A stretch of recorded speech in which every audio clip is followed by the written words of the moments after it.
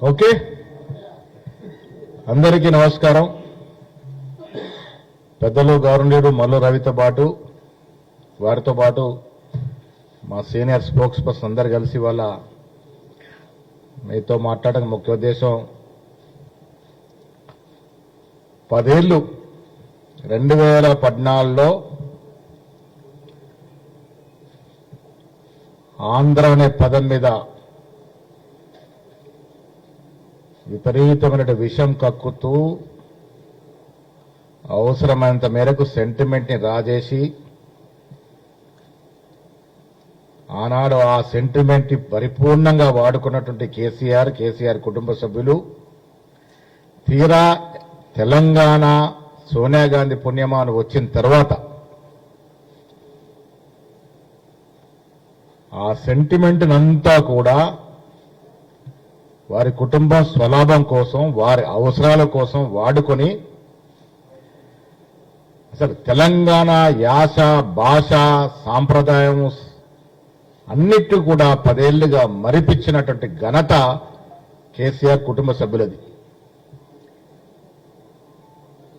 10 ఏళ్లుగా నీళ్ల పేరిట భూముల పేరిట విచ్చలవిడిగా దోపిడీకి పాల్పడినందున వారిని ప్రజలు తిరస్కరించి ప్రజాస్వామ్య పద్ధతిలో ఇవాళ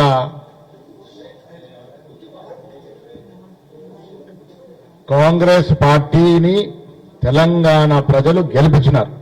దానికి కారణం ఏంటంటే వారు చేసిన దోపిడీ ఇంత అంత కాదు, ఆ దోపిడీకి నిరసనగా ప్రజలు ఓట్లేసి ఇలా కాంగ్రెస్ పార్టీని గెలిపించినారు. కాంగ్రెస్ పార్టీ ఇవాళ 4 నెలలుగా రేవంత్ రెడ్డి గారు ముఖ్యమంత్రి ఆధ్వర్యంలో చేస్తున్నటువంటి ప్రతి కార్యక్రమం, వేస్తున్న ప్రతి అడుగు ప్రజల ఆకాంక్షలకి ప్రజల ఆశలకి 1969 ఇప్పటి వరకు తెలంగాణ ప్రజలు నిజమైన తెలంగాణ వాదులు ఏది కోరుకున్నారో ఆ దశగా అడుగులు పడుతున్న ఈ తరుణంలో కేటీఆర్ ఇతర టీఆర్ఎస్ నాయకులు రోడ్ల మీదకి వచ్చి హంగామా చేసే ప్రయత్నం చేస్తా ఉన్నారు. తెలంగాణ ప్రభుత్వ చిహ్నం దాంట్లో కొంత మార్పులు చేర్పులు చేయాలనే ఆలోచన రేవంత్ రెడ్డి గారి ప్రభుత్వం చేసినప్పుడు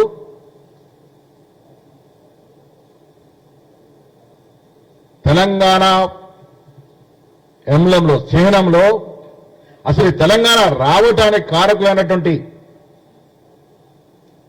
ఉద్యమకారులు ఆనాడు ప్రాణాలు అర్పించినటువంటి విద్యార్థులు నిరుద్యోగులు వారి జ్ఞాపకార్థం ఉంచుకున్నటువంటి అమరవీరుల స్తూపాన్ని తెలంగాణ చిహ్నంలో తీసుకొస్తామంటే మీకున్న నొప్పేంటని అడుగుతా ఉన్నాను. కేసీఆర్ కేటీఆర్కి అమరవీరుల స్తూపం యొక్క ఆకారాన్ని తెలంగాణ ప్రభుత్వం రూపొందించే చిహ్నంలో పెడతానంటే మీకున్న కడుపు నొప్పి ఏమిటని అడుగుతా ఉన్నాను. అమరవీరుల స్తూపం యొక్క ఆకారాన్ని ఎందుకు పెట్టకూడదని అడుగుతా ఉన్నాను. ఎందుకు ఇంత నానా యాగి చేస్తా ఉన్నారు మీరు? వారి వల్లే కదా తెలంగాణ వచ్చింది. ఆ అమరుల త్యాగాల వల్ల తెలంగాణ వచ్చింది. ఆ అమరులు స్మరించుకునే విధంగా ఆ అమరుల స్తూపాన్ని తెలంగాణ చిహ్నంలో జత చేస్తే మీకున్న నొప్పేంటి, బాధ ఏంటి, ఎందుకింత నానా యాగి మీరు చేస్తా ఉన్నారన్న మాట అడుగుతా ఉన్నాను. దీనికి కారణం మాకు అర్థమవుతుంది ఏంటంటే అమరవీరుని స్మరించుకుంటే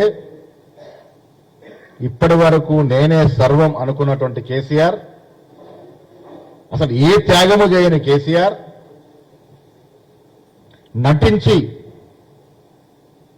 త్యాగము చేసినట్టు నటించిన కేసీఆర్ ఇవాళ అమరవీరుల యొక్క వారి యొక్క స్మారకం ముందుకొస్తే తన ప్రతిభ దెబ్బతింటుందని, తన మరుగున పడిపోతానని ఒక బాధతో ఈ నానా యాగి చేస్తున్నట్టుగా మాకు కనబడతా ఉంది.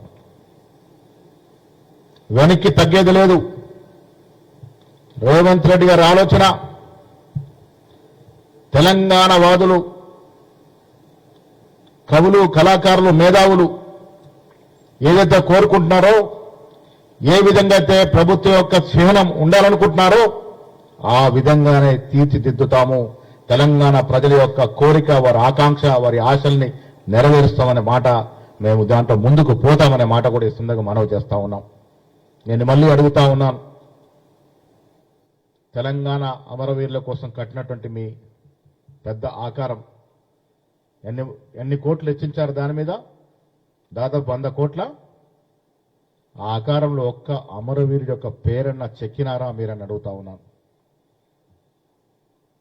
ప్రజలు అర్థం చేసుకోవాలా, కేవలం కేసీఆర్ వల్ల తెలంగాణ రాలే.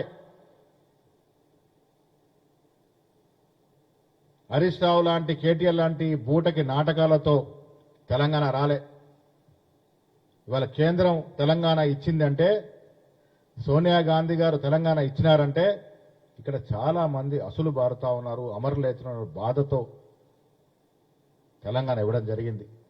మరి అలాంటి తెలంగాణ రావడానికి కారకులైన అమరుల వీరుల పేర్లు లేకుండా నువ్వు ఆకారం కట్టినావంటే ఎంత దుర్బుద్ధి, ఎంత స్వార్థం నీలో ఉందో మాకు అర్థమవుతా ఉంది, ప్రజలకు అర్థమవుతా ఉంది. ప్రజలు కోరుకున్న క్షీణం అందరితో సంప్రదించి, అన్ని వర్గాలు, అన్ని పార్టీలు, సంఘాలు, ప్రజా సంఘాలు, మేధావులందరితో సంప్రదించి అతి త్వరలో ప్రజల ఆకాంక్షకు అనుగుణంగా తెలంగాణ చిహ్నాన్ని ముందుకు తీసుకొస్తామనే మాట కూడా ప్రభుత్వం సిద్ధంగా ఉందనే మాట కూడా ఇస్తుంది. మనవి చేస్తూ, ఇవాళ ఇంత మాట్లాడుతున్న మీరు, నేను కొన్ని ముచ్చట్లు, కొన్ని ఉదాహరణలు మీకు ఇస్తాను. ఆనాడు 2014 నుంచి 2024 వరకు, డిసెంబర్ 7, 23 వరకు మీరు ఏ రకంగా తెలంగాణని, తెలంగాణ యాసని, తెలంగాణ సాంప్రదాయాన్ని, తెలంగాణ సెంటిమెంట్ మంట కలిపారో కొన్ని ఉదాహరణలు చెప్తాను. ఆనాడు చిన్నజీయర్ స్వామి గారు, మా గౌరవం ఉంది స్వాముల మీద, మేము స్వాములకు వ్యతిరేకం కాదు, కానీ ఎక్కడి వారు మీరు ముఖ్యమంత్రి అయిన తర్వాత ఏకంగా ముఖ్యమంత్రి సీట్లో ఆయన్ని కూర్చోబెట్టినప్పుడు మీకు తెలంగాణ, ఆంధ్ర సెంటిమెంట్ కనబడలేదా అని అడుగుతా ఉన్నాను. నేను మళ్ళీ చెప్తా ఉన్నాను, చిన్నజీయర్ స్వామితో మాకేం విభేదం లేదు, మాకేం వారి మీద కోపం లేదు, మాకు ఆయన అంటే గౌరవమే. కానీ ఆనాడు మరి ఈ ప్రాంతం కానీ చిన్నజీయర్ స్వామి వారికి మీరు కుర్చీలో కూర్చోబెట్టినప్పుడు ఈ సెంటిమెంట్ మీకు గుర్తురాలేదని అడుగుతా ఉన్నాను. ఇవాళ నిన్న తెలంగాణ గేయం అందశ్రీ రాసిన గేయాన్ని 2014 ముందు, 2014 తర్వాత పొగిడిన మీరు ఎందుకు 10 ఏళ్లు దాన్ని జాతీయ గీతంగా చేయకుండా ఉండిపోయినారు? దాంట్లో మతలబేంటో ఇలా ప్రజలకు తెలవాలి. మంచి గీతమని మీరే అన్నారు, మీరే పొగిడినారు, మీరే రాయించినన్నారు. మరి ఆనాడు మీరు ఎవరితో పాటించినారు? ఆ పాట ఎవరితో పాటించినారు? ఆంధ్ర గాయకుడు పాడలేదా ఆ పాటని? రామకృష్ణ అనే ఆంధ్ర గాయకుడు పాడలేదా? మీరే కదా దాన్ని పాటించింది. మరి ఇవాళ అందశ్రీ రాసిన గేయాన్ని మొదటగా గుర్తించి దీనికి తగు గౌరవం రావాలని కోరుకున్నది ఎవరు? ఆనాడు పిసిసి అధ్యక్షుడు రేవంత్ రెడ్డి గారు. సంవత్సరాల క్రితమే మేము జూన్ 2న ఈ గీతాన్ని ఆలపించినాం, 2 సంవత్సరాల క్రితం. ఇవాళ ఏదైతే రాష్ట్ర గీతంగా చేయబోతా ఉన్నాం జయహో తెలంగాణ పాటని 2 సంవత్సరాల క్రితం మేము గాంధీ భవన్లో దాన్ని ఓన్ చేసుకున్నాం, కాంగ్రెస్ పార్టీ పరంగా ఓన్ చేసుకున్నాం. ఇది మన జాతీయ గీతం కాబోతా ఉందని, మన రాష్ట్ర గీతం కాబోతా ఉందని. ఈనాడు ఆ గేయాన్ని గుర్తించి ఒక మంచి సంగీతం కావాలని ఆస్కార్ అవార్డు గ్రహీత అందశ్రీ గారు, నేను రాసిన పాటకి అందం రావాలంటే ఒక మంచి సంగీతం దీన్ని సమకూర్చాలని కీరవాణిని సంప్రదిస్తే ఇవాళ మీకు నొప్పి పుడతా ఉంది. నాకు తెలిసి కళాకారులకి ప్రాంతాలు, విభేదాలు, మతాలు అంటకూడకూడదు. మీరు 45 ఏళ్ళు రాజకీయ జీవితంలో ఉన్నారు, మీకు తెలియదా ఈ మాట అని అడుగుతా ఉన్నాను. ఒక గొప్ప కళాకారుడు, సంగీత విద్వాంసుడు కాబట్టే కీరవాణితో ఆ సంగీతాన్ని పెట్టాలని అందశ్రీ గారు, మా ఆలోచన కాదది, అందశ్రీ గారి ఆలోచనకు అనుగుణంగా దానికి సంగీతం సమకూరుస్తే మీరు ఇవాళ నానా యాగి చేస్తున్న మీరు, నేను ఇంకా ఉదాహరణ చెప్తాను. ఆనాడు ఏ విధంగా మీరు తెలంగాణ సాంప్రదాయాన్ని మంటగలిపారు. యాదగిరి గుట్ట అంటేనే ప్రజల గుండెల్లో దిట్ట, ప్రతి బీదవాడి గుండెలో చొచ్చుకుపోయిన పేరు. ఆ యాదగిరి గుట్టను యాదాద్రిగా మార్చడమే కాదు, ఆ పనులు మీరు ఎవరికి ఇప్పించినారు? ఆనంద సాయి. ఎవరి ఆనంద సాయి? ఎక్కడివాడు? యావత్ యాదగిరి గుట్ట నిర్మాణ పనులన్నీ సమీక్షించి నిర్వహించిన వ్యక్తి ఆంధ్రవాడు కాదా? ఆనాడు గుర్తుకు రాలేదా మీకు గుర్తుకు రాలేదా ఆంధ్రవాడితో ఈ గుడి కట్టించకూడదని? ఆనాడు మీరు బ్రాండ్ అంబాసిడర్లుగా ఎవరు నియమించినారు? మొదట్లో 2014 తర్వాత సినీ నటి సమంత ఎక్కడి వారు? రకుల్ ప్రీత్ సింగ్, నాకు తెలియదు, కేటీఆర్ బాగా తెలుసు హీరోయిన్ల గురించి. రకుల్ ప్రీత్ సింగ్ ఎక్కడి వారు? మంచు లక్ష్మి ఎక్కడి వారు? పుల్లెల గోపిచంద్ ఎక్కడి వారు?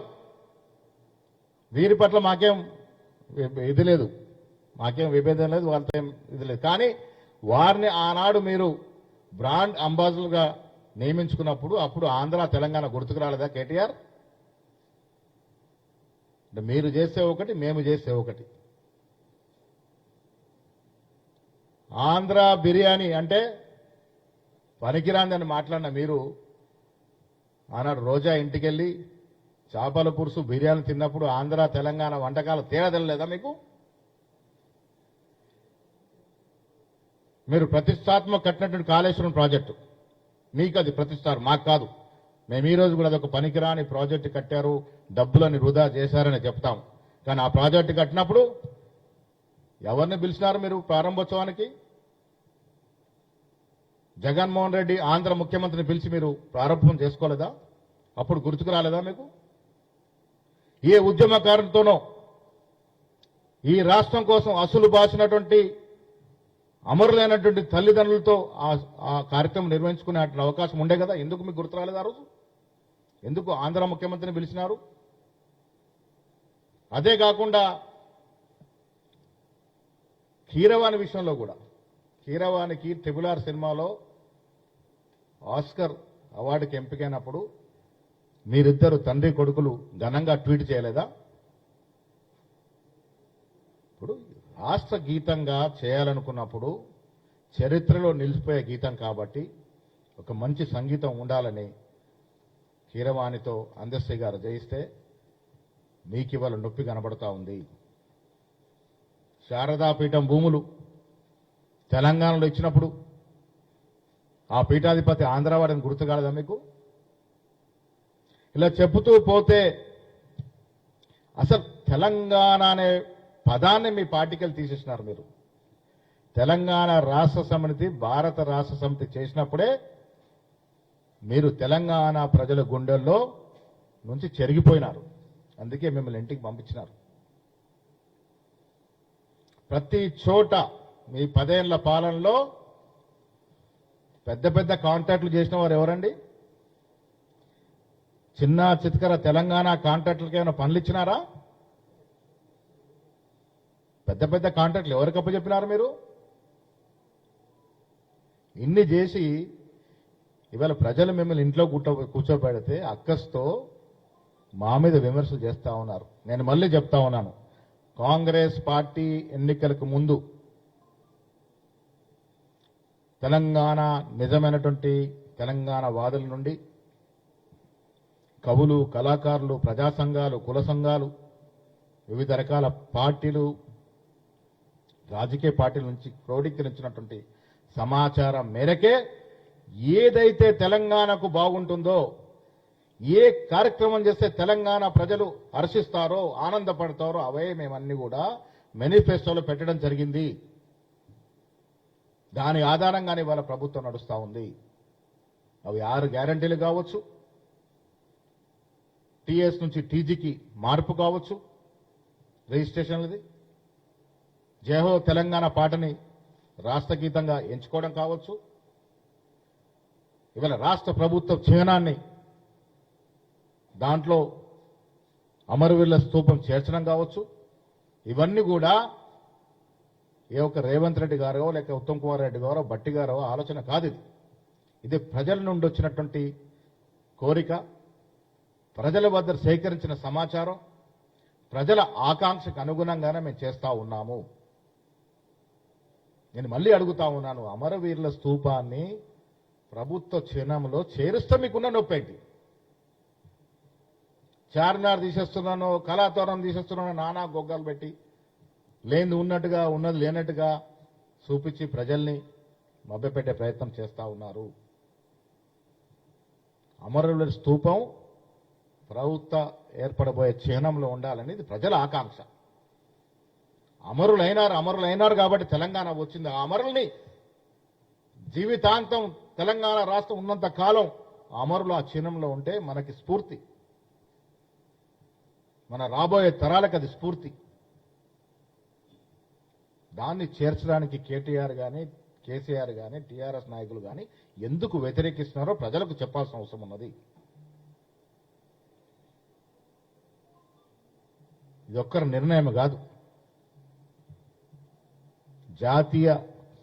రాష్ట్ర గీతాన్ని కొరకే నిన్న మేము సాయంత్రము ఉభయ కమ్యూనిస్ట్ పార్టీని టీజేఎస్ని కొంతమంది మేధావులను పిలిచి వారికి ఆ పాటలు వినిపించి ఇది బాగుంది అనిపించి అందరూ కూడా యునానిమస్గా బాగుంటుంటేనే దాని ముందుకు వెళ్తా ఉన్నాం.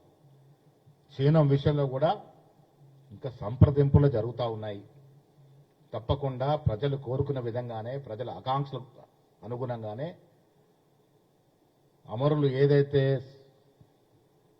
సాధిస్తామో మేము అమరులైతే తెలంగాణ సాకారం అవుతుంది, మా రాబోయే తరాలకి న్యాయం జరుగుద్దని ఏదైతే ఆశలతో ఆకాంక్షలతో ప్రాణాలు అర్పించినారో అమరులైనారో వారి ఆశలకి వారి ఆకాంక్షలకి వాళ్ళ కళలు నెరవేరే విధంగానే తెలంగాణ రాష్ట్రంలో కాంగ్రెస్ ప్రభుత్వం ముఖ్యమంత్రి రేవంత్ రెడ్డి గారి యొక్క కేబినెట్ ముందుకు పోతుంది. దీంట్లో ఏం అనుమానం లేదు. మీరు ప్రజల్ని ఎంత మభ్యపెట్టాలని చూసినా, మీరు ఎన్ని రాజకీయ జిమ్మిక్కులు చేసినా ప్రజలు మిమ్మల్ని నమ్మే పరిస్థితి లేరు. ఇక్కడ తెలంగాణ అనే పదానికే నీరుగార్చే విధంగా ప్రయత్నం చేసిన బీఆర్ఎస్ పార్టీకి ఈ రాష్ట్రంలో ఇంకా మనుగడ లేదనే మాట కూడా ఈ సందర్భంగా మనవి చేస్తూ, ఎన్ని అడ్డంకులు వచ్చినా ఎన్ని అవాంతరాలు వచ్చినా ప్రజలు కోరుకున్న విధంగానే ప్రజల ఆకాంక్షలకు అనుగుణంగానే రాబోయే రోజుల్లో ఈ రాష్ట్రంలో కాంగ్రెస్ పార్టీ ప్రభుత్వం పనిచేస్తుంది. ప్రజల ఆకాంక్షలు ఆశలు నెరవేరే విధంగా నెరవేర్చడానికి ముందుకు పోతుంది. కొద్ది వెనక ముందు అయినా ప్రజల యొక్క కోరికలు సాకారం చేస్తుంది. దీంట్లో అనుమానం లేదు. నేను ఎందుకు ఉదాహరణ ఇస్తా ఉన్నానంటే, ఎందుకు పోలుస్తున్నానంటే, ఒక గేయాన్ని మనము చరిత్ర నిలిచే విధంగా దాన్ని తీర్చిదిద్దన్నప్పుడు ఒక మంచి సంగీతం కావాలని కీరవాణి గారితో సంగీతము అందరిగా చేయించడం జరిగింది. దాన్ని గొగ్గోలు పెడుతున్నారు కాబట్టి ఇవాళ గొగ్గోలు పెడుతున్న మీ చరిత్ర ఇది, ఈ 10 ఏళ్లుగా మీరు చేసిన చరిత్రను చూపే ప్రయత్నం చేస్తా ఉన్నాను. కానీ మా ప్రభుత్వం మాత్రం డెఫినెట్ గా అచ్చు తెలంగాణ వాదిగానే ముందుకు పోతుంది. నేను మళ్ళీ చెప్తా ఉన్నాను, కళలు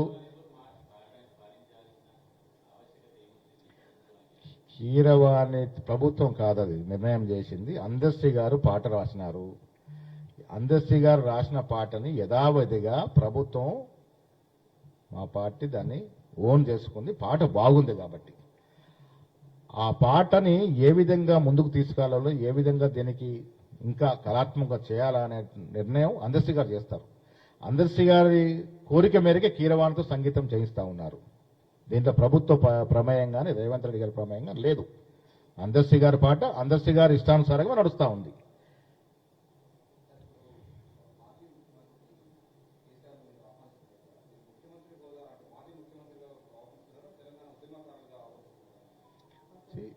ఒకటి, రాజకీయాల్ని పక్కన పెడితే కేసీఆర్ పాత్ర కూడా తెలంగాణ నిర్మాణంలో ఉంది. దాంట్లో అనుమానం లేదు. ఉద్యమంలో ముఖ్యమంత్రి అయిన తర్వాత ఈ 10 ఏళ్ల కాలంలో ఆయనకున్న ఆ గొప్పతనం అంతా కూడా మనకు తెలుసు ఎట్లా మసకబారిందో. అయినప్పటికీ కూడా ముఖ్యమంత్రి హోదా కావచ్చు, ఉద్యమకారుడు హోదా కావచ్చు, తెలంగాణలో ఆయనకంటూ ఒక స్థానం ఉంది కాబట్టి ప్రభుత్వం ఆయన ఆహ్వానిస్తూ ఉంది.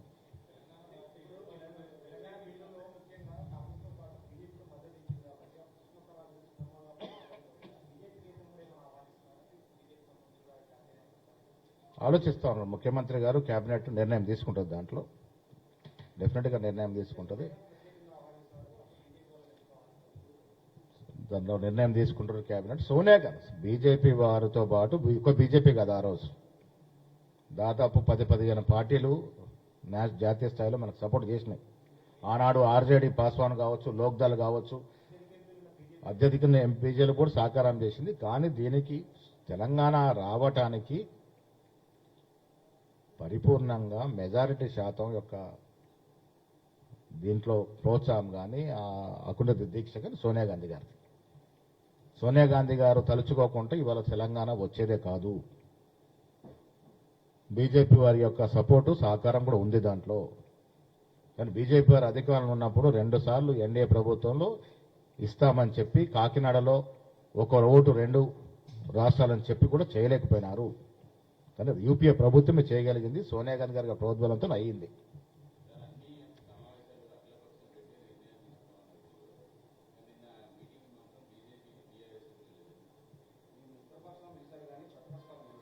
భవిష్యత్తులో మిగతా కార్యక్రమాల్లో డెఫినెట్గా ఇన్వాల్వ్ చేస్తాము. ఇక్కడ ఒక విషయం మీకు నేను స్పష్టం చేయదలుచుకున్నాను. 10 ఏళ్లలో కేసీఆర్ అనేటువంటి ముఖ్యమంత్రి ఒక్కసారైనా అఖిలపక్ష సమావేశం కానీ, వారితో ఉన్నటువంటి మిత్రపక్ష సమావేశం కానీ, ఏదైనా నిర్ణయం తీసుకునేటప్పుడు కానీ సంప్రదించినారో ఒక్కసారి వెనక్కి చరిత్ర తిరిగేసుకుందాము.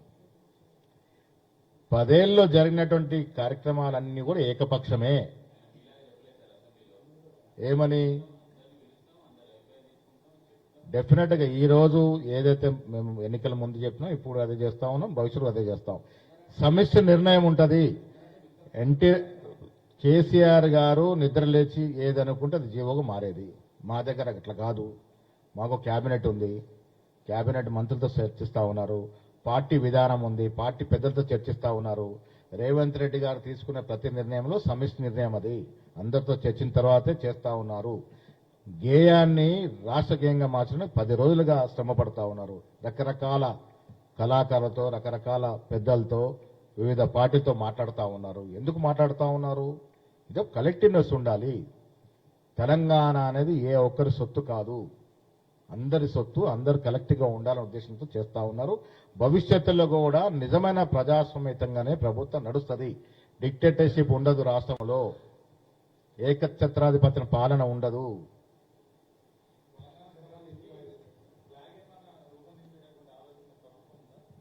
ఇప్పుడప్పుడే ఆ ఆలోచన లేదు. ఇప్పుడు ఈ రేపు 2 జూన్ జరగబోయే కార్యక్రమం మాత్రం 2 విషయాలు. ఒకటి, ఆనాడు టీజీ మొదలుపెట్టిందే కేసీఆర్, మీకు గుర్తుండాలి. తర్వాత టీఎస్కి ఎందుకు మార్చాడో తెలియదు. అదే టీజీని మేము మళ్ళీ ఓన్ చేసుకొని రేపు అధికారికంగా టీఎస్ నుంచి టీజీకి మారడం, జయహో తెలంగాణ అనే పాటని రాష్ట్ర గేయంగా అధికారికంగా ప్రకటి 2 కార్యక్రమాలు జూన్ 2న దశాబ్ద ఉత్సవాలు ఉంటాయి. మిగతా కార్యక్రమాలు తెలంగాణకు అవసరం. ఎంఎల్ఏమే కాదు, చీనామే కాదు. రేపు తెలంగాణ ప్రజలు, కవులు, కళాకారుల నుంచి ఫలానది మారాలి, మనకు అనుగుణంగా, మన ఆకాంక్ష ఇది, మనకు పూర్వీకులు కోరుకున్న పద్ధతి ఇది, మన అమరులు కోరుకున్న పద్ధతి ఇది. అన్నిట్లో కూడా మార్పులు చేర్పులు చేయడానికి రేవంత్ రెడ్డి గారి ప్రభుత్వం సిద్ధంగా ఉంది, ప్రజల కోరిక మేరకు. చిహ్నం పెడతామని ఎప్పుడు చెప్పలేదు. ఒక కళాకారుని అడిగినప్పుడు దాదాపు 15 నుంచి 20 రకాల చిహ్నాలని వారు మాకు సమర్పించడం జరిగింది. దాని మీద ఇంకా చర్చలు జరుగుతూ ఉన్నాయి. ఎలాబొరేట్ డిస్కషన్ కావాలనే ఉద్దేశంతో ఇంకొంత సమయం పట్టేటువంటి అవకాశం ఉందనేది, అందులోనూ అసెంబ్లీలో కానీ బయట కానీ ప్రతిపక్షాలతో, మిత్రపక్షాలతో అందరితో మాట్లాడిన ఒక ఆలోచన. ఎందుకంటే ఇది చరిత్రలో నిలిచిపోయేటటువంటి చిహ్నం కాబట్టి ఎలాంటి లోటుపాటు లేకుండా ఉండాలనే ఉద్దేశంతో ఇంకా తుదిమిరుగు దిద్దలేదు. బయట వచ్చింది రకరకాల పుకార్లు, షికార్లు చేసినాయి. మా దగ్గర, ముఖ్యమంత్రి వారి దగ్గర ఇప్పటికి 20 రకాల చిహ్నాలు డిజైన్ చేసిబడి ఉన్నాయి.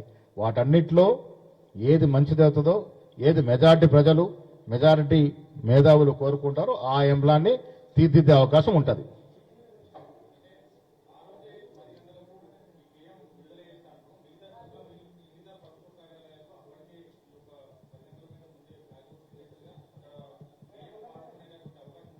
ఇది ప్రభుత్వం చూస్తూ ఉన్నారు ఏ విధంగా ఉంటుంది. ఎక్కడ చేసినా అధికారికంగా అది ప్రభుత్వం ఓన్ చేసుకున్నప్పుడు వెనక ముందు ఎక్కడ పడినా తప్పేముంటుంది. ఒకసారి అది ప్రభుత్వం గేయంగా మారినప్పుడు జూన్ 2 తర్వాత ఏ ప్రభుత్వ కార్యక్రమాలు చేసినా అదే గేయాన్ని అధికారంగా వాడతారు.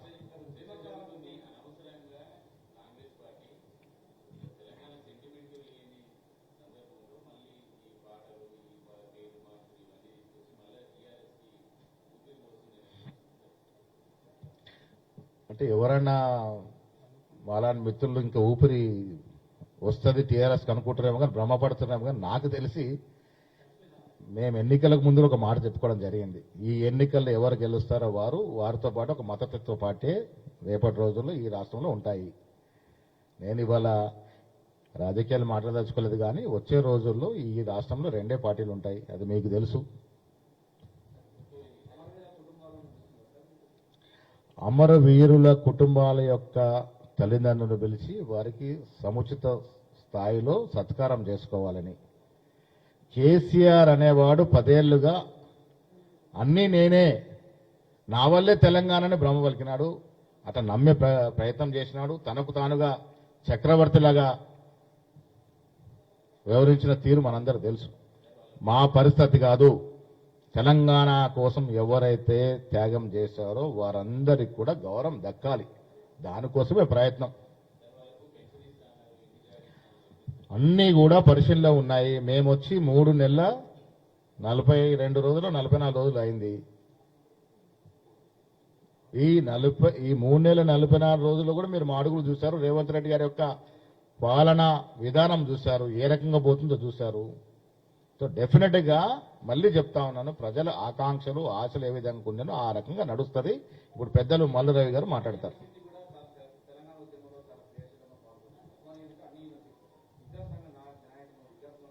అందరినీ పిలుస్తున్నాం. అన్ని ఉద్యమంలో పాల్గొన్న వారందరి కూడా ఆహ్వానము. ఉద్యమంలో పాత్ర పోషించి ఆనాడు జైలుకి వెళ్ళినటువంటి నాయకులందరూ కూడా ఆహ్వానం ఉంటుంది. ఇది మనందరి పండుగ, ఇది ఏ ఒక్కరి పండుగ కాదు. ఇప్పుడు జూన్ 2 అనేది ఒక ప్రాముఖ్యత మనకి. జూన్ 2న రాష్ట్రం సాకారమైంది.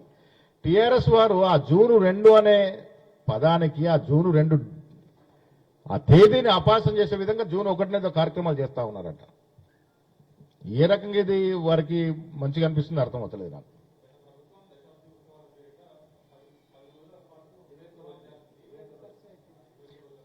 ఇరవై 21 రోజు చెయ్యు, నువ్వు 40 రోజులు 41 రోజు దీక్షలాగా చెయ్యు, తప్పులేదు. కానీ జూన్ 2 అనేది మనకు ప్రాముఖ్యత కలిగినటువంటి దినము.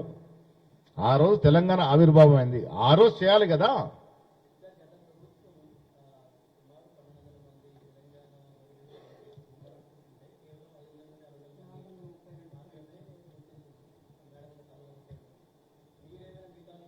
రేవంత్ రెడ్డి గారి ఆలోచన దాని మీద అధ్యయనం చేసి ఒక కమిటీ వేయాలని.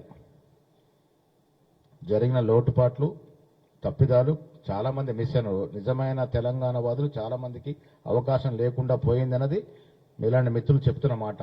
సో ఈ లోటుపాట్లు కూడా సరిదిద్దాల్సిన అవసరం ఉందనే దాంట్లో ప్రభుత్వం చాలా దీని మీద అధ్యయనం చేస్తూ ఉంది.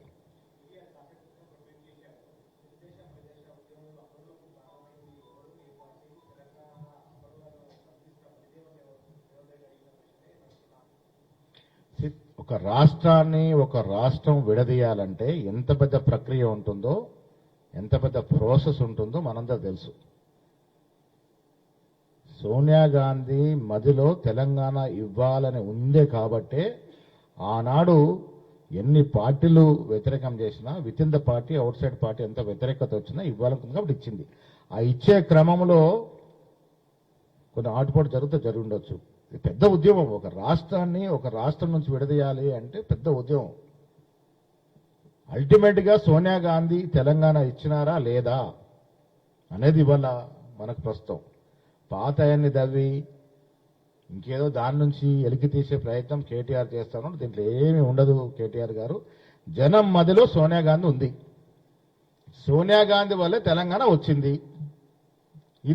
ఇది చరిత్ర. దాన్ని మీరు వక్రీకరించే ప్రయత్నం ఎంత చేసినా రాదు.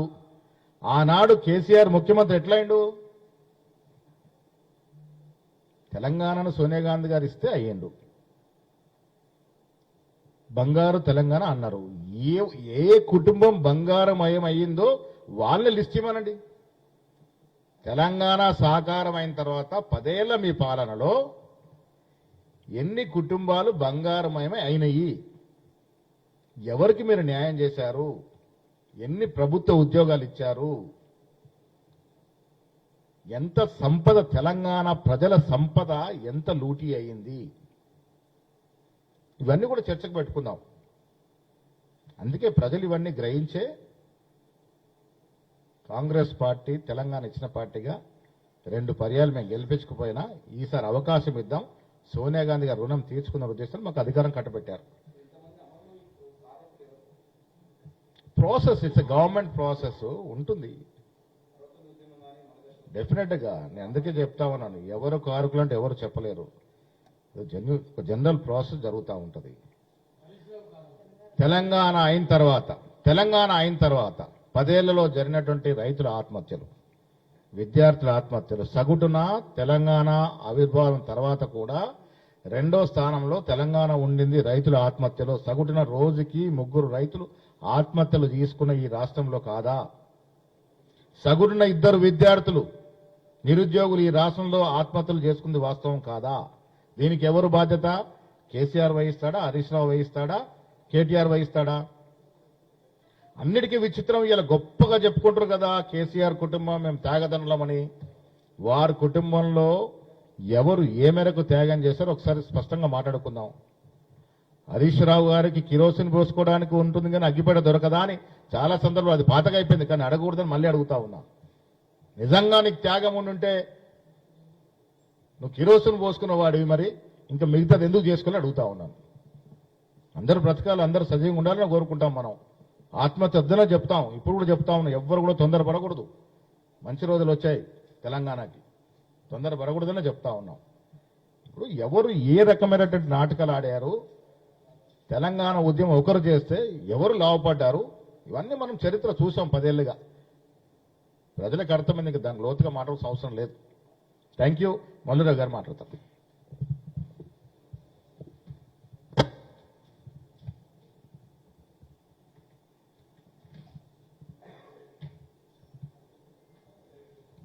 ఓకేనా?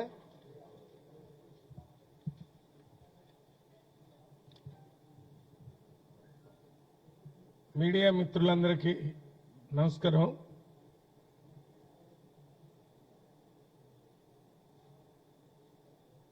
(2023) జరిగినటువంటి అసెంబ్లీ ఎన్నికల కంటే ముందు పిసిసి అధ్యక్షుడిగా రేవంత్ రెడ్డి గారు, వారి టీం అంతా కూడా ప్రజలకి ఒక ఎజెండాను ముందు పెట్టారు. కాంగ్రెస్ ప్రభుత్వం అధికారంలోకి వస్తే ఇప్పుడు జరుగుతున్న ఈ 10 సంవత్సరాల్లో జరుగుతున్నటువంటి ఈ రాజరిక పరిపాలనని ఆ స్థానంలో ప్రజా పరిపాలన తీసుకొస్తానని చెప్పారు. పోటీ ఏం జరిగింది? రాజరిక పరిపాలనకి ప్రజా పరిపాలనకి మధ్య పోటీ జరిగింది. అది బీఆర్ఎస్ పార్టీ, కాంగ్రెస్ పార్టీ కావచ్చు. ఎజెండా మాత్రం రాజరిక పరిపాలన తీసి ఆ స్థానంలో ప్రజాపాలన తీసుకొస్తానని చెప్పారు. దాంతోపాటు అప్పుడే అందశ్రీ గారు రాసినటువంటి ఈ తెలంగాణ గీతాన్ని తెలంగాణ రాష్ట్రం వచ్చిన తర్వాత కాంగ్రెస్ పార్టీ రాష్ట్ర గీతంగా అడాప్ట్ చేసుకుంటుందని చెప్పారు. అప్పుడు చెప్పటం ఎన్నికల కంటే ముందు చెప్పారు. ఇది కాకుండా ఈ రాజరికపు పరిపాలన చిహ్నాలు కూడా ప్రజా పరిపాలనలో పోతాయనేది అంతర్భాగంగా ఉన్నటువంటి మాట. అందువల్లనే మీరందరూ ఎల్బీ స్టేడియంలో ప్రజల సమక్షంలో ప్రజా పరిపాలనని ఆవిష్కరించడం కోసమే అది ఎల్బీ స్టేడియంలో చేశారు. మామూలుగా ప్రజాప్రభుత్వాన్ని గవర్నర్ దగ్గర కూడా ప్రమాణ స్వీకారం చేసే అవకాశం ఉంది. కొన్ని లక్షల మంది ప్రజల్ని పిలిచి ప్రజా పరిపాలనని ప్రజలకు ఇచ్చిన మాట ప్రకారం ప్రజా పరిపాలనని అక్కడ ఆవిష్కృతం చేసిన సందర్భంగా ఆ డయాస్ మీద రాశారు, ప్రజా పరిపాలనలో రేవంత్ రెడ్డి ముఖ్యమంత్రిగా ప్రమాణ స్వీకారం. మీరు ఒక్కసారి మీరందరూ వచ్చుంటారు అక్కడ. దాని మీద డయాస్ వెనక రాసిన దాని మీద ప్రజా పరిపాలనలో రేవంత్ రెడ్డి ముఖ్యమంత్రిగా ప్రమాణ స్వీకారం చేస్తున్నారు అని రాశారు. అదే రోజు మీరు పేపర్లు చూస్తే ఇదే మాట, ప్రజా పరిపాలనలో రాష్ట్ర ముఖ్యమంత్రి రేవంత్ రెడ్డి ముఖ్యమంత్రిగా ప్రమాణ స్వీకారం చేస్తారని ఆనాడు ఉన్నటువంటి అన్ని పేపర్లలో ఫస్ట్ పేజీ మొత్తం కూడా అడ్వర్టైజ్మెంట్ ఇచ్చారు. దాని ఉద్దేశం ఏంటి? ఆ రాష్ట్రంలో ఉన్నటువంటి రాజరికపు పరిపాలన స్థానంలో ప్రజా పరిపాలన వస్తుందని చెప్పటం. అందులో భాగంగానే ఇవాళ ఈ జయ జయ హో తెలంగాణ అనేటటువంటి ఈ పాటని, ఆ రాసినటువంటి పాటని యథాతథంగా దానికి సంగీతాన్ని ఆస్కర్ అవార్డు గ్రహీత కీరవాణి గారితో మరి దానికి సంగీతం సమకూర్చి అది ప్రజలకి అంకితం చేస్తున్నారు. ప్రజలు కోరుకొని ఆ పాట కావాలని మెజారిటీ, స్పష్టమైన మెజారిటీని కాంగ్రెస్ పార్టీకి ఇచ్చారు. ప్రజల కన్సెంట్ కంప్లీట్ గా ఆ పాటని అడాప్ట్ చేసుకోమని చెప్పటం అనేది కూడా అందులో ఒక భాగం. అది అయిపోయింది. దాని తర్వాత ఇవాళ తెలంగాణ రాష్ట్రంలో మనం ఎంబలం అంటే చిహ్నం, ప్రభుత్వం అంటే చిహ్నం, అంటే ప్రజాస్వామ్యం ప్రజాప్రభుత్వానికి చిహ్నంగా ఉండాలా, లేక రాజరిక పరిపాలనకు చిహ్నంగా ఎంబలం లాగా ఉండాలా? ఇది ప్రజల ముందు మేము పెట్టాం. ప్రజల ముందు పెడితే ప్రజలందరూ ఓట్లేసి ప్రజా చిహ్నమే మాకు ఉండాలని మమ్మల్ని స్పష్టమైన మెజార్టీతో గెలిపించి అధికారంలో తీసుకొని వచ్చారు. అందువల్ల ఇవాళ అధికారంలోకి వచ్చిన ముఖ్యమంత్రి దీనికి ప్రజా చిహ్నాలు ఉండాలని దాని మీద మరి ఇవాళ అతి ముఖ్యమైనటువంటి ప్రజా చిహ్నం ఏంటి? ఎవరైనా ఒక తెలంగాణ రాష్ట్రాన్ని సాధించాలని వారు త్యాగం చేసిన దాంట్లో అందరూ త్యాగం చేసి ఉండొచ్చు, కానీ ప్రాణత్యాగం అనేది నెంబర్ 1. అమరవీరులంటే ప్రాణాన్ని ఇచ్చినటువంటి వాళ్ళు. ప్రాణాన్ని లెక్క చేయలేదు. తెలంగాణ వస్తే చాలని ఒకళ్ళు కాల్చుకొని చనిపోయారు, కొంతమంది ఉరేసుకొని చనిపోయారు, కొంతమంది ఉద్యమంలో చనిపోయారు. వీళ్ళందరినీ అమరవీరులు అంటారు. ఎవరి కోసం అమరవీరులు అయ్యారు వీళ్ళు? తెలంగాణ రాష్ట్రం రావటం కోసం చనిపోయారు. ఆ అమరవీరుల్ని చిహ్నంగా పెట్టుకోవాలని ప్రజాప్రభుత్వంలో అంతకంటే మించింది లేదని రాష్ట్ర ముఖ్యమంత్రి రేవంత్ రెడ్డి గారు ఆ ప్రయత్నం చేస్తుంటే దానికి వ్యతిరేకంగా కేటీఆర్ గారు లేక బీఆర్ఎస్ పార్టీకి సంబంధించిన నాయకులందరూ కూడా ఇది మారిస్తే ప్రజా ఉద్యమం చేస్తాం, దీన్ని మేము వ్యతిరేకిస్తాం. దేన్ని వ్యతిరేకిస్తారు? మళ్లీ రాజరిక పరిపాలన కావాలని మీరేమన్నా కొత్త ఎజెండాను ప్రజలకు ఇస్తారా? రాజరిక పరిపాలన ఎప్పుడో 1947లో పోయింది. ఆ పోయిన దాన్ని 2014లో మీరు తెలంగాణ పేరుతో గెలిచిన తర్వాత మళ్లీ రాజరిక పరిపాలన తెచ్చారు. ఆ రాజరిక గుర్తులే లేకుండా చేయడానికి రాష్ట్ర ముఖ్యమంత్రి ప్రభుత్వంలో వచ్చిన రోజునే ప్రగతి భవనం ముందు ఉన్నటువంటి ఇనప కంచెని జేసీబీ పెట్టి కొట్టి అవతల పరేసి ప్రజల పరిపాలన గుర్తుగా చేసినాడు. ప్రగతి భవన్ పేరుని ప్రజాభవన్గా మార్చాడు. ప్రగతి భవన్ 3 భాగాలుగా చేశాడు. దాంట్లో ప్రజలకి ఉన్న ఇబ్బందుల్ని ప్రభుత్వానికి చెప్పుకోవడానికి అవకాశం ఇచ్చే ఒక భాగం, రెండో భాగం డిప్యూటీ సీఎం ఉండేది, మూడో భాగం ప్లానింగ్ బోర్డు వైస్ చైర్మన్ ఉండేది. ఈ 3 అక్కడ ఏర్పాటు చేసి ఈ రాజరికపు చిహ్నం లాగా ఏదైతే ప్రగతి భవన్ ని మరి 100 కోట్లు పెట్టి కట్టి 2 కిలోమీటర్ల చుట్టూ పోలీసులు పెట్టి కాకులు కూడా అక్కడ వాలకుండా చేసినటువంటి ఆ రాజభవనాన్ని ప్రజాభవనంగా చేసినటువంటి నాయకుడు రేవంత్ రెడ్డి. అది కూడా మీరు వద్దని చెప్పొచ్చు. ఎందుకనంటే మీరు ఇవాళ కొత్త మాటలు చెప్తున్నారు. ఇది ముఖ్యమంత్రి భవనం. ముఖ్యమంత్రి భవనం అయితే ముఖ్యమంత్రి ఎవరైనా ప్రజలను గెలవకుండా ఉండొచ్చా? అక్కడికి ప్రతిపక్ష నాయకులు రాకుండా ఉండొచ్చా? సొంత పార్టీ నాయకులు వాళ్ళ హోమ్ మినిస్టర్ని కూడా అనుమతి లేదని బయటికి పంపించొచ్చా? అది రాజరిక పరిపాలనకి చిహ్నాలు. అటువంటి పని మీరు చేశారు. ఆ బిల్డింగ్ ని కట్టారు. అది అవసరం లేదు. అంతకుముందే రాజశేఖర రెడ్డి గారి టైంలో ముఖ్యమంత్రి కోసం ఇక్కడ 2 బిల్డింగ్స్ ఉన్నాయి. వాటిని వాడుకోకుండా అంత పెద్ద అక్కడ ఉన్నటువంటి ఐఏఎస్ ఐపీఎస్ ఆఫీసర్ బిల్డింగ్స్ అన్ని పడగొట్టి 100 కోట్లు ఖర్చు పెట్టి దానికి ఏంటది బుల్లెట్ ప్రూఫ్లు పెట్టి బాత్రూమ్లు కూడా కట్టించారు. అంటే ఈ రాజుల కాలంలో చేసినటువంటి పని.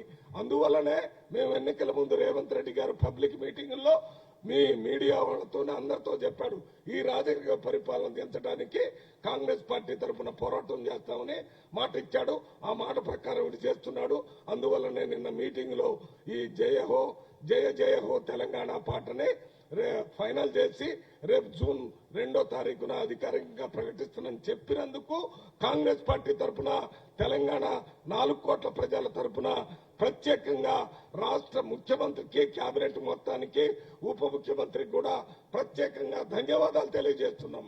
ఇదే రకంగా భవిష్యత్తులో కూడా ఈ రాజరికపు చిహ్నాలన్నింటినీ మార్చి ప్రజలకు సంబంధించినటువంటి చిహ్నాలే మన ప్రభుత్వానికి గుర్తింపుగా ఉండాలి తప్ప రాజులు పరిపాలన అనుకుంటే మనకు శ్రీకృష్ణదేవరాయలు కూడా పరిపాలన బాగా చేసిందని అన్నారు.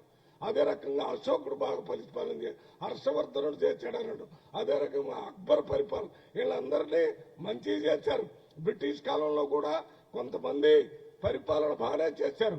కానీ అది రాజరిక పరిపాలన గుర్తు కాబట్టి లేకుండా చేసుకున్నాం. ఇప్పుడు రాజరిక పరిపాలన లేకుండా ఈ గుర్తులు, ఈ చిహ్నాలన్నీ తీసుకొచ్చేటటువంటి రేవంత్ రెడ్డి గారికి మేము ప్రత్యేకంగా పార్టీ తరఫున, నేను సీనియర్ వైస్ ప్రెసిడెంట్ గా, వీరు కూడా వర్కింగ్ ప్రెసిడెంట్ గా ధన్యవాదాలు తెలియజేస్తున్నాం. ప్రజలు కూడా దీన్ని చేయాలని కోరుకున్నారు. మీకు తెలుసా, మొట్టమొదట ఈ రాష్ట్రంలో ఉన్న రాజరిక పరిపాలనని మార్చి ప్రజా పరిపాలన తెస్తామని చెప్పడం జరిగింది. నీళ్లు, నిధులు, నియామకాలు అని చెప్పి మా ప్రజల్ని మోసం చేసి ఇవాళ తీసుకొని రాలేదనేది అందరికీ తెలుసు. దానికి వ్యతిరేకంగా చేశాం. ఇప్పటికే సుదీర్ఘంగా మాట్లాడాం కాబట్టి వాటి మీద ఎక్కువ మాట్లాడటం లేదు. ఇంతవరకు చెప్పి నేను ముగిస్తున్నాను. దయచేసి మీడియా సోదరులందరూ కూడా హిస్టరీ, చరిత్ర తెలియనివాడు పరిపాలనకి అనర్హుడు. రేవంత్ రెడ్డి గారు చరిత్ర తెలిసిన వ్యక్తి కాబట్టి 69లో జరిగినటువంటి ఉద్యమకారులు, నిన్న మొన్న జరిగినటువంటి ఉద్యమకారకులు జేఏసీ చైర్మన్ గా ఉండి కోదండరాం గారు ఆ ఉద్యమంలో పాల్గొన్నటువంటి వ్యక్తిని ముందు పెట్టి వారి ద్వారా ఎవరెవరు ఉన్నారో తీసుకోవాలని వారేకే అన్ని ఒప్పజెప్పి ఇవాళ ప్రభుత్వం అంతా ప్రజల కోసం పనిచేస్తుంటే మీరు మీ పార్టీ పోతుందనో లేకపోతే మీ కుటుంబం పరిపాలన పోయిందనో, కేటీఆర్ ఒక పక్కన, హరీష్ రావు ఇంకో పక్కన, మరి ఇంకా మిగిలిన నాయకులు కేసీఆర్ గారు ఒక పక్కన రోజుకొక మాట పెట్టి మీరు 1వ తారీఖునే 2వ తారీఖున జరగాల్సిన ప్రోగ్రామ్స్ పెడతారని చెప్తున్నారు. ఏమన్నా అర్థం ఉందా? బీఆర్ఎస్ పార్టీ వాళ్ళు ఈ ఫార్మర్స్ డే ఎప్పుడు, ఇంతకుముందు ఆంధ్రప్రదేశ్ నవంబర్ 1 ఫార్మర్స్ డే, ఆ నవంబర్ 1 మనం సెలబ్రేషన్ జరిగేది ప్రభుత్వం తరఫున లేకపోతే పార్టీల తరఫున. మరి ఇప్పుడేం జరుగుతుంది? ఇవాళ బీఆర్ఎస్ పార్టీ ఇప్పుడు జూన్ 1 తారీఖునే వారు సెలబ్రేషన్స్ పెట్టి ఇక్కడి నుంచి అక్కడికి, అక్కడి నుంచి ఇక్కడికి, ఇక్కడిక్కడే చేయాలని ప్రజలకి తెలివి తక్కువ వాళ్ళు మేమేం చెప్తే అదేమంటారనేటటువంటి ఆలోచన మాని కలిసి రండి. ఇది కాంగ్రెస్ పార్టీ ప్రోగ్రాము కాదు. ఇది 4 కోట్ల మంది తెలంగాణ ప్రజల ఆత్మగౌరవాన్ని ప్రతిబింబించే విధంగా, వారి ఆకాంక్షలకు అనుగుణంగా సోనియా గాంధీ తల్లి తెలంగాణ ఇచ్చిందని కేసీఆర్ తో సహా వారి కుటుంబ సభ్యులంతా ఢిల్లీ పోయి అమ్మ నువ్వే ఇచ్చావు, నువ్వే తెలంగాణ తల్లి అని చెప్పావు. అటువంటి తల్లిని మీరు 10 సంవత్సరాలు ఇక్కడికి హైదరాబాద్ పిలిచి, తెలంగాణ పిలిచి మీరు సన్మానం చేయలేదు కాబట్టి మేము కాంగ్రెస్ పార్టీ నుంచి 10 సంవత్సరాలైన సందర్భంలో కనీసం ఇప్పుడైనా తెలంగాణ తల్లిని గౌరవించాలని మేము ఆమెను పిలుస్తున్నాం. అందువల్ల ఈ పోటీ కార్యక్రమాలు పెట్టకుండా ప్రభుత్వ కార్యక్రమాలు ఇవి. కాంగ్రెస్ పార్టీ కాదు, అన్ని పార్టీలు సహకరించాలని, ముఖ్యంగా బీఆర్ఎస్ పార్టీ నాయకులు కేసీఆర్ గారు, కేటీఆర్ గారు ఒక్కసారి ఆలోచించి ప్రభుత్వానికి సహకరించాలని మీ అందరికీ విజ్ఞప్తి చేస్తున్నాం.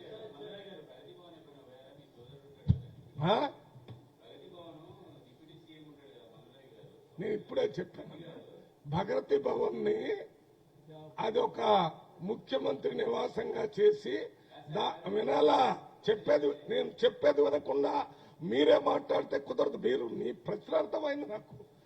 అక్కడ ముఖ్యమంత్రి ఉన్నప్పుడు ఒక 2 వినాలన్నా చెప్పేది చెప్పని 2 కిలోమీటర్ల దాకా నేను ఎన్నోసార్లు గేటు దగ్గర నిలబడి, నేను ఆనాడు మా పార్టీలో ఉన్న మినిస్టర్ డీకే అరుణ ఆ గేటు దగ్గర కూర్చుంటే కనీసం ఫోన్ చేసి కూడా చెప్పలేదు. ఇవాళ బట్టి ఉన్న ఒక భాగానికి పోవటానికి అప్పుడున్నటువంటి ఆంక్షలు మొత్తం తీసేశారు. అదే వినాల నన్ను పూర్తిగానే ప్రగతి భవన్ పేరు ప్రజాభవన్కు మార్చాం. ఒక భాగంలో ప్రజలందరూ పోయి ప్రజల యొక్క ఇబ్బందులు అప్లికేషన్లు ఇవ్వడానికి అక్కడ ఏర్పాటు చేశాం. ఇంకొక పక్కన మన చిన్నారెడ్డి గారిని ఇన్ఛార్జిగా పెట్టి అక్కడ ఒక భాగం ఆయనకి ఇవ్వటం, ఆఫీస్ పెట్టడం జరిగింది. ఇవన్నీ పెట్టి నేనేమంటున్నాను, రాజుల కాలంలో ఆయన ఉన్నటువంటి ఇల్లుని ప్రభుత్వాలు వాడుకుంటే ప్రజలకి దాంట్లో వచ్చే అవకాశం ఉంటుంది. ఇవాళ ఆ ప్రజాభవన్లోకి ప్రజలు పోయేటటువంటి అవకాశాన్ని మేము కల్పించాం. అక్కడ డిప్యూటీ సీఎం ఉండొచ్చు, రేపు ఇంకొకళ్ళు ఉండొచ్చు, ఎవరైనా ఉండొచ్చు, కానీ ప్రజలకి దాంట్లో పోయేది. ప్రజల యొక్క భవనం ప్రజల సొమ్ముతో కట్టింది, ప్రజలకే లేదు. ప్రజల సొమ్ముతో అంత పెద్ద బిల్డింగ్ కట్టి కేసీఆర్ గారు ఆయన కొడుకు వచ్చి అక్కడ ఉండొచ్చు, ఆయన చుట్టాలు వచ్చి ఉండొచ్చు, ఆయన మనుషుల వరకు మాత్రం అక్కడ ఉంటే ఆయన కట్టించింది. అది ప్రజా సొమ్ముతో కట్టించారు కదా. అరే నేను చెప్పాను కదా, నీకు అర్థం కాకపోతే అర్థం కాదు. నేను చెప్పాను, పిచ్చా నీకేమన్నా?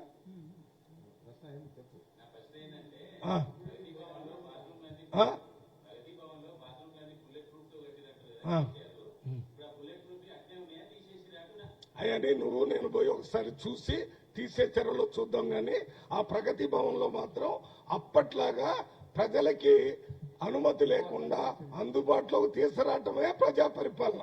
అన్నా సెక్రటేరియట్ ఆయన పరిపాలన, మేము పరిపాలన. ఆయన టైంలో ప్రజలు రావడానికి లేదు. ఇప్పుడు పోయి చూడండి, సెక్రటేరియట్ ఒక జాతరలాగా ఉంది.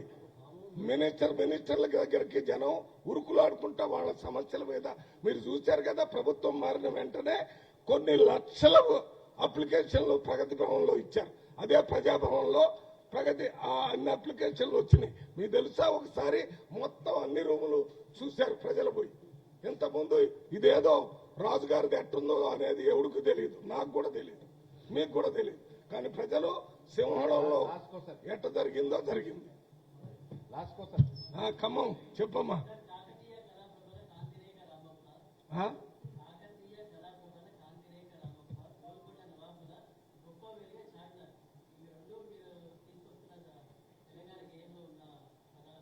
నూటికి నేను విన్నానే, నాకు అర్థమైంది నీ ప్రశ్న. దాన్ని చరిత్రలో ఉన్న మంచి విషయాల్ని పాఠ్య పుస్తకాల్లో పెట్టాలని కూడా చెప్పాను నేను. పాఠ్య పుస్తకాల్లో ఉండాలా, చరిత్రలో ఇవన్నీ ఉండాలా. కానీ మనకు చిహ్నాలుగా ఉండకూడదు. ఇవి చరిత్ర పుస్తకాల్లో ఉండాలా, పాఠ్య పుస్తకాల్లో ఉండాలా. మనం చరిత్రను మర్చిపోకూడదు. చరిత్ర